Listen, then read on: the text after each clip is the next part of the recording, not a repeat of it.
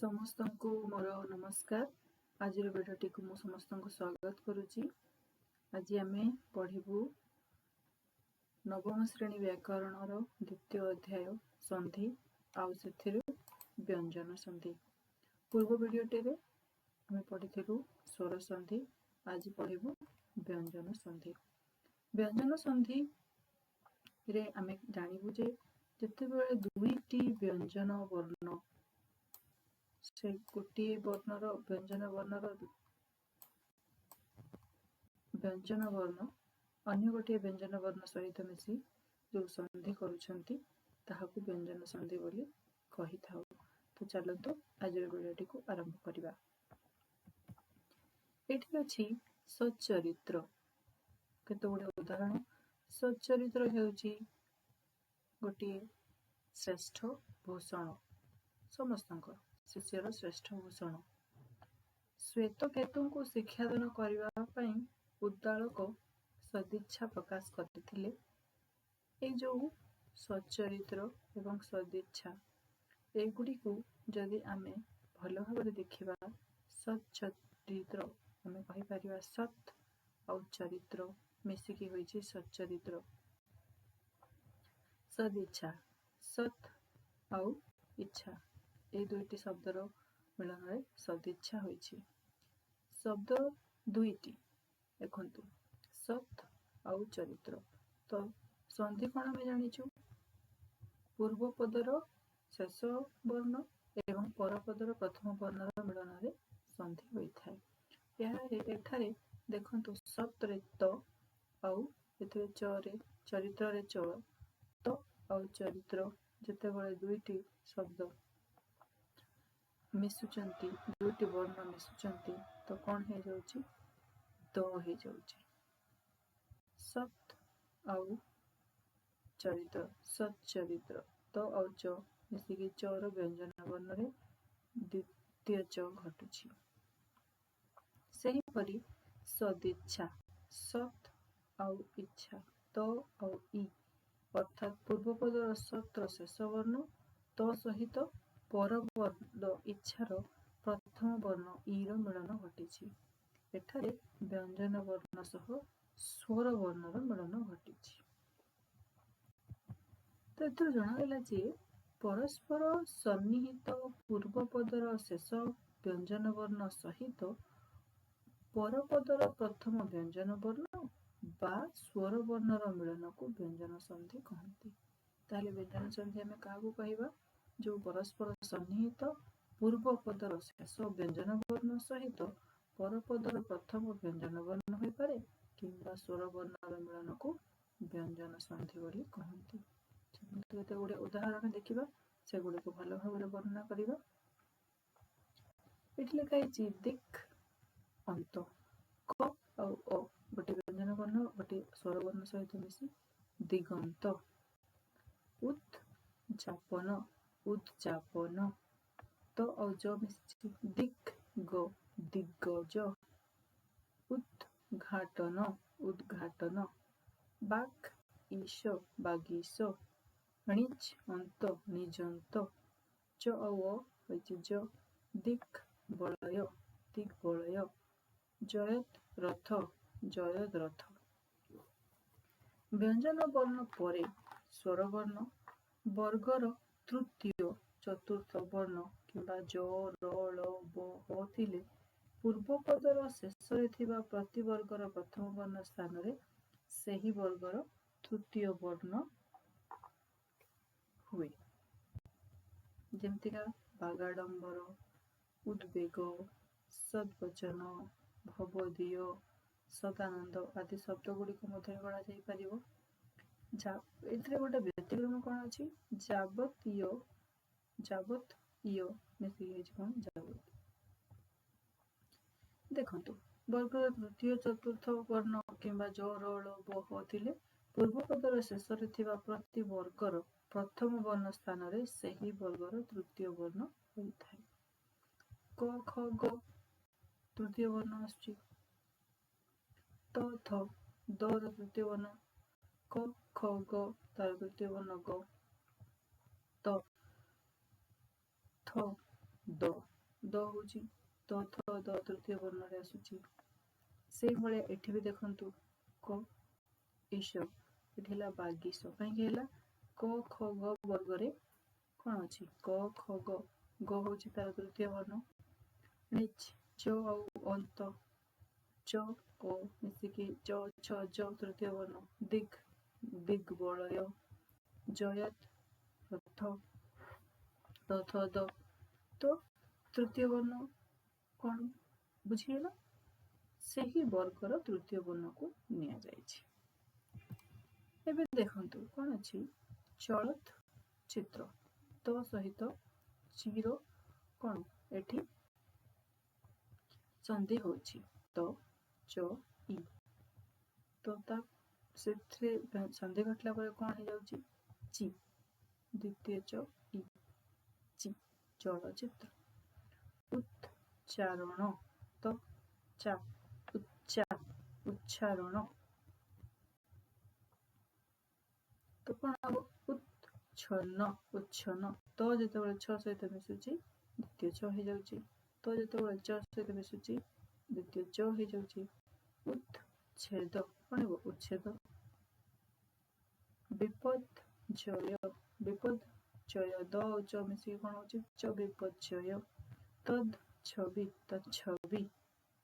ତ ଆମେ ଜାଣିବା ଏଠି କ'ଣ? ତ ବା ଦ ପରେ ଚ ବା ଛ ଥିଲେ, ତ ନିୟମ କ'ଣ? ତ ବା ଦ ପରେ ଚ ବା ଛ ଥିଲେ ତ ବା ଦ ସ୍ଥାନରେ ଚ ହୁଏ, ଚ ର ପରବର୍ତ୍ତୀ ବର୍ଣ୍ଣ ସହିତ ଯୁକ୍ତ ହୁଏ। ଏଠି ତ ଅଛି, ଏଠି ବି ତ ଅଛି, ଏଠି ଦ ଅଛି। ତ ବା ଦ ପରେ ନିୟମ କ'ଣ କହୁଛି? ତ ବା ଦ ପରେ ଯଦି ଚ ବା ଛ ଥିବ ତ ବା ଦ ସ୍ଥାନରେ ଚ ହୁଏ, ଏହି ଚ ପରବର୍ତ୍ତୀ ବର୍ଣ୍ଣ ସହିତ ଯୁକ୍ତ ହୁଏ। ସେଥିପାଇଁ ଚ ଛ ହୋଇଛି। ଏ ନିୟମଟି ବୁଝିଗଲା। ଏବେ ତୃତୀୟ ନିୟମକୁ ଯିବା। ତୃତୀୟ ନିୟମ କ'ଣ କହୁଛି? ତ ବା ଦ ପରେ ଜ ବା ଝ ଥିଲେ ତ ବା ଦ ସ୍ଥାନରେ ଜ ହୁଏ, ଜ। ତାକୁ କ'ଣ ପଢ଼ିବା ଆମେ? ଜ, ଜରେ ହଳଦିଆ ହେଇଛି, ତାକୁ ଆମେ ଜ ପଢ଼ିବା। ଏହି ଜ ପରବର୍ତ୍ତୀ ବର୍ଣ୍ଣ ସହିତ ଯୁକ୍ତ ହୁଏ। ଯେମିତିକା ଏଠି ଦେଖନ୍ତୁ ଉଜ୍ଜ୍ୱଳ, ତ ପରେ ଜ ରହିଲା, ତ କ'ଣ ହେଉଛି? ଜୋ ହେଲା। ଜଗତ୍ ଜନନୀ, ଜଗତ୍ ଜନନୀ, ତ ଆଉ ଜ। ବିପଦଜନକ, ଦ ଆଉ ଜ ରହିଲେ କ'ଣ ହବ? ଜ ହବ, ବିପଦଜନକ। ବୃହତ୍ ଝଟିକା, ଝ ରହିଲା, ବିପଦଜନକ, ବୃହତ୍ ଝଟିକା, ବିପଦ ଝଟିକା, ବିପଦ ଝଟିକା। ତ ଏହି ନିୟମରୁ ଆମେ ଜାଣିପାରିଲୁ କି ତ ବା ଦ ପରେ ଜ ବା ଝ ଥିଲେ ତ ବା ଦ ସ୍ଥାନରେ ଜ ହୁଏ, ଏହି ଜ ପରବର୍ତ୍ତୀ ବର୍ଣ୍ଣରେ ଯୁକ୍ତ ହୋଇଥାଏ। ଚତୁର୍ଥ ନିୟମ କହୁଛି ତ ବା ଦ ପରେ ଡ ଥିଲେ ତ ବା ଦ ସ୍ଥାନରେ ଡ ହୁଏ, ଏହି ଡ ପରବର୍ତ୍ତୀ ବର୍ଣ୍ଣ ସହିତ ଯୁକ୍ତ ହୁଏ। ଉଦ୍ଡୀନ, ଉଡ୍ଡୀନ, ତ ଡ ହେଇଗଲା, ଡ ଆଉ ଗୋଟେ ଡ ସହିତ ମିଶିକି କ'ଣ ହେଲା? ଉଡ୍ଡୀନ। ତ ତଦ୍ ଡିଣ୍ଡିମ, ତ ଡିନିମ, ଡ ଡ ଡ ଦୁଇଥର ଆସୁଛି। ତାପରେ ପଞ୍ଚମ ନିୟମ କ'ଣ କହୁଛି? ତ ବା ଦ ପରେ ହ ଥିଲେ ଦୁହେଁ ମିଶି ଧ ହୁଅନ୍ତି, ତ ବା ଦ ପରେ ହ ଅଛି ଏଠି ଦେଖନ୍ତୁ। ତ ଉଦ୍ଧାର, କ'ଣ ହେଲା? ଉଦ୍ଧାର। ତଦ୍ହିତ, ତଦ୍ଧିତ, ତତ୍ହିତ, ଉଦ୍ଧତ, ଉଦ୍ହିତ, ଉଦ୍ଧତ। ତ ବା ଦ ପରେ ହ ଥିଲେ ଧ ହୁଅନ୍ତି। ତାପରେ ଦେଖିବା ତ ବା ଦ ପରେ ଲ ଥିଲେ, ତ ବା ଦ ପରେ ଲ ଥିଲେ କ'ଣ ହବ? ତ ବା ଦ ସ୍ଥାନରେ ଲ ହବ। ଲ ଆଉ ପରବର୍ତ୍ତୀ ଲ ସହିତ ମିଶି ଦ୍ୱିତୀୟ ଲ ହେଇଯିବ। ଯେମିତିକା ଉଲ୍ଲେଖ, ଏଠି ତ ଅଛି, ଏଠି ଲ ଅଛି, ତଟା ଲ ହେଇଗଲେ ଉଲ୍ଲେଖ ହେଇଯିବ। ତଦ୍ ଲକ୍ଷଣ ଦ ପରେ ଲ ଅଛି ଲ ହେଇଯିବ ତଲ୍ଲକ୍ଷଣ। ଏଟା କଣ ପଢିବା ତଲ୍ଲକ୍ଷଣ। ଉତ୍ ଶୃଙ୍ଖଳା ଉତ୍ଶୃଙ୍ଖଳ। ତ ନିୟମ କଣ ତ ବା ଦ ପରେ ଶ ଥିଲେ ତାଲବେଶ ଥିଲେ ତ ବା ଦ ସ୍ଥାନରେ ତ ବା ଦ ସ୍ଥାନରେ ଚ ହୁଏ ଶ ସ୍ଥାନରେ ଛ ହୁଏ। ଏହି ଚ ଓ ଛ ମିଶି ଅଛ ହୁଅନ୍ତି। ଯେମିତିକା ଉତ୍ ଶୃଙ୍ଖଳା ତ ଆଉ ଶ ଅଛି କଣ ହେଇଯିବ ଛ ହେଇଯିବ ଉଚ୍ଛୃଙ୍ଖଳ। ଉତ୍ ଶ୍ୱାସ ଉଚ୍ଛ୍ୱାସ। ବିପଦ ଶଙ୍କା ବିପଦଶଙ୍କା। ତ এই ନିୟମଟାରେ ଆମେ ଜାଣିପାରିବୁ। ଏବେ 8 ନମ୍ବର ନିୟମ କଣ କହୁଛି ପରପଦର ପ୍ରଥମ ବର୍ଣ୍ଣ ପରପଦ ଯୋଉ ଅଛି ଏଇଟା ହଉଛି ପରପଦ। ପରପଦର ପ୍ରଥମ ବର୍ଣ୍ଣ ନ ବା ମ ହୋଇଥିଲେ ଏଠି ଏଟା ଯଦି ନ ବା ମ ହୋଇଥିବ ପୂର୍ବ ପଦର ଶେଷ ବର୍ଣ୍ଣ ଯେଉଁ ବର୍ଗର ହୋଇଥାଏ। 5ଟି ବର୍ଗ ଅଛି କ ଚ ଟ ତ ପ। ତ ଏ ଯୋଉ ପୂର୍ବ ପଦର ଶେଷ ବର୍ଣ୍ଣଟି ଯେଉଁ ବର୍ଗର ହୋଇଥାଏ ତା ସ୍ଥାନରେ ସେହି ବର୍ଗର ପଞ୍ଚମ ବର୍ଣ୍ଣ ହୁଏ ତାହା ପରବର୍ତ୍ତୀ ବର୍ଣ୍ଣ ସହିତ ଯୁକ୍ତ ହୁଏ। ଚାଲନ୍ତୁ ବୁଝିବା। ଏଠି ଅଛି ଜଗନ୍ନାଥ। ଏଠି ନା ଅଛି ପରପଦରେ ନା ଅଛି ତ ଶେଷ ହଉଛି ତ ବର୍ଗରେ ଶେଷ ହଉଛି। ତାପରେ କଣ ହବ ଜଗନ୍ନାଥ କାହିଁକି ହେଲା ଆମେ ଯଦି ଦେଖିବା ତ ବର୍ଗ ତ ଥ ଦ ଧ ଆଉ ନ। ଏହାର ପଞ୍ଚମ ବର୍ଗ କଣ ଦନ୍ତେ ନ।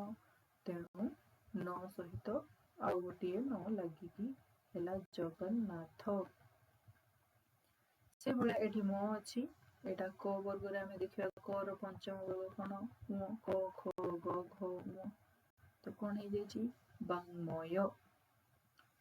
ମୃତ୍ମୟ ମ ଅଛି ତର ତ ଥ ଦ ଧ ନ ନଟା ମ ସହିତ ଲାଗିବ ମୃନ୍ମୟ। ଚିତ୍ମୟ ତ ଥ ଦ ଧ ନ ଚିନ୍ମୟ। ଜଗତ ମୋହନ ଜଗନ୍ମୋହନ। এই ନିୟମଟି ବୁଝିହେଇଛି। ଦେଖିବା ଏବେ 9 ନମ୍ବରଟା କଣ ଅଛି ମୋ ପରେ ଯେଉଁ ବର୍ଗର ବର୍ଣ୍ଣ ଥାଏ ମୋ ପରେ ଯେଉଁ ବର୍ଗର ବର୍ଣ୍ଣ ଥାଏ ମୋ ସ୍ଥାନରେ ସେହି ବର୍ଗର ପଞ୍ଚମ ବର୍ଣ୍ଣ ହୁଏ। ବିକଳ୍ପରେ ମୋ ସ୍ଥାନରେ ଅନୁସାର ମଧ୍ୟ ହୋଇଥାଏ। ପଞ୍ଚମ ବର୍ଗ ପଞ୍ଚମ ବର୍ଣ୍ଣ କୋଉଗୁଡାକ ଅଛି କ ଖ ଗ ଘ ଙ ଚ ଛ ଜ ଝ ଞ ଟ ଠ ଡ ଢ ଣ ତ ଥ ଦ ଧ ନ ପ ଫ ବ ଭ ମ। ଏଗୁଡାକ ସବୁ ପଞ୍ଚମ ବର୍ଣ୍ଣ।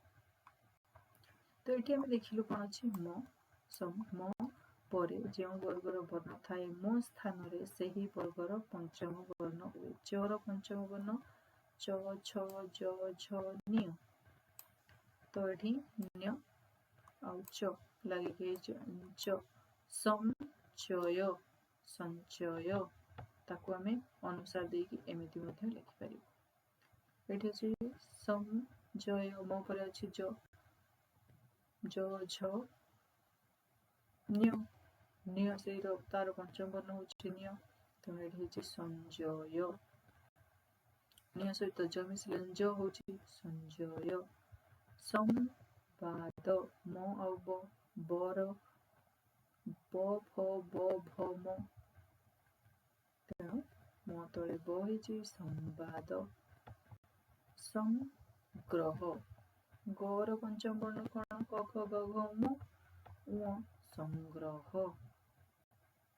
ସମ୍ବଳ ବ ର ପଞ୍ଚମ ବର୍ଣ୍ଣ କଣ ପ ଫ ବ ଭ ମ ପ ଫ ବ ଭ ମ। ମୋ ତଳେ ବ ଲାଗିବ ସମ୍ବଳ। ତାକୁ ଆମେ ଏମିତି ମଧ୍ୟ ଲେଖିପାରିବୁ। ବୁଝିହେଲା। ତାପରେ ଦେଖିବା ମୋ ପରେ ଅବର୍ଗୀୟ ବର୍ଣ୍ଣ ଥିଲେ। ଅବର୍ଗୀୟ ବର୍ଣ୍ଣ ଥିଲେ ମୋ ସ୍ଥାନରେ ଅନୁସାର ହୁଏ। ଦେଖନ୍ତୁ ମୋ ପରେ କ'ଣ ଅଛି? ଅବର୍ଗୀୟ ବର୍ଣ୍ଣ। ମୋ ସରିଗଲା, ବର୍ଗ ବର୍ଣ୍ଣ ଗୁଡ଼ିକ ସରିଗଲା। କ ଖ ଗ କ ଚ ଟ ତ ପ ଫ ବ ଭ ମ ବର୍ଗ ସରିଗଲା। ମୋ ତାପରେ ଯେତିକି ବର୍ଣ୍ଣ ଆସିବ ଅବର୍ଗୀୟ ବର୍ଣ୍ଣ। ସେଠି ଅନୁସାର ଦେଇକି କ'ଣ ଲେଖା ହେଲା? ସଂସାର, ସଂଶୋଧନ, ସଂଶୋଧନ, ସଂରକ୍ଷଣ, ସଂରକ୍ଷଣ, ସଂହତି, ସଂହତି। ଏବେ ଦେଖିବା ସ ପରେ, ଏଟା ହଉଛି ମୂର୍ଧନ୍ୟ। ମୂର୍ଧନ୍ୟ ପରେ ତ ଥିଲେ ତ ସ୍ଥାନରେ ଟ ଓ ଥ ଥିଲେ ଥ ସ୍ଥାନରେ ଠ ହୁଏ। ଯଦି ମୂର୍ଧନ୍ୟ ପରେ ତ ଅଛି ତାହେଲେ ଟ ହେଇଯିବ। ଯଦି ମୂର୍ଧନ୍ୟ ପରେ ଥ ଅଛି ଥ ଠ ହେଇଯିବ। ଯେମିତି ତୁସ୍ତ ହେଲା ତୁଷ୍ଟ, ଷଷ୍ଠ ଷଷ୍ଠ, ଶିସ୍ତ ଶିଷ୍ଟ। ତାପରେ ଦେଖିବା 12 ନମ୍ବର ନିୟମ କ'ଣ କହୁଛି? ସମ୍ ଓ ପରି। ସମ୍ ଓ ପରି। କ୍ରୁ ଧାତୁରୁ ନିଷ୍ପନ୍ନ କାର, କୃତି, କରଣ ପ୍ରଭୃତି ରହିଲେ, ପରପଦ ରହିଲେ ସ ବର୍ଣ୍ଣର ଆଗମନ ହୁଏ ଏବଂ ତାହା ପରବର୍ତ୍ତୀ ବର୍ଣ୍ଣ ସହିତ ଯୁକ୍ତ ହୁଏ। ସ୍ଥଳ ବିଶେଷରେ ଦନ୍ତେଶ ମୂର୍ଧନ୍ୟ ତ୍ୱ ବିଧି ଅନୁଯାୟୀ ମୂର୍ଧନ୍ୟରେ ପରିଣତ ହୁଏ। ସତ୍ତ୍ୱ ବିଧି।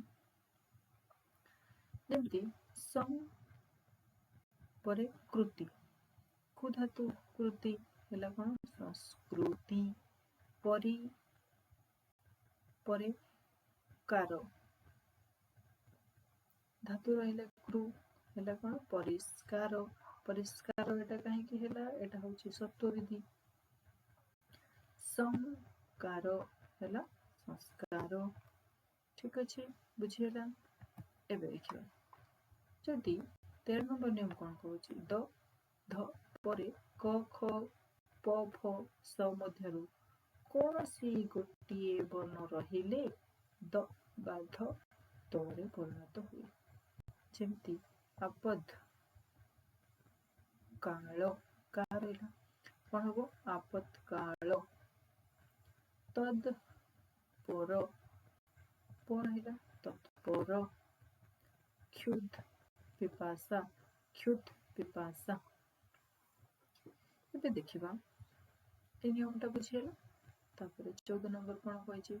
ଛ ପରେ ଥିଲେ ପୂର୍ବପଦର ଅନ୍ତଃସ୍ଥିତ ସ୍ୱରବର୍ଣ୍ଣ ପରେ ଚ ଆର ଆଗମ ହୁଏ। ଏହି ଚ ପର ଓ ପରବର୍ତ୍ତୀ ଛ ମିଶି ଛ ହୁଅନ୍ତି। ଯେପରି ଛ ଏଠି ଅଛି, ତା ପୂର୍ବରୁ ଅନୁ ଅଛି ନୁ। ଛ ପରେ ଥିଲେ ପୂର୍ବପଦର ଅନ୍ତଃସ୍ଥିତ ସ୍ୱରବର୍ଣ୍ଣ ପରେ ଚର ଆଗମନ ହୁଏ। ଚର ଆଗମନ ହେଲା ଅନୁଚ୍ଛେଦ, ପରିଚ୍ଛଦ, ପରିଚ୍ଛଦ, ବିଚ୍ଛେଦ, ବିଚ୍ଛେଦ, ଆଚ୍ଛାଦନ, ଆଚ୍ଛାଦନ।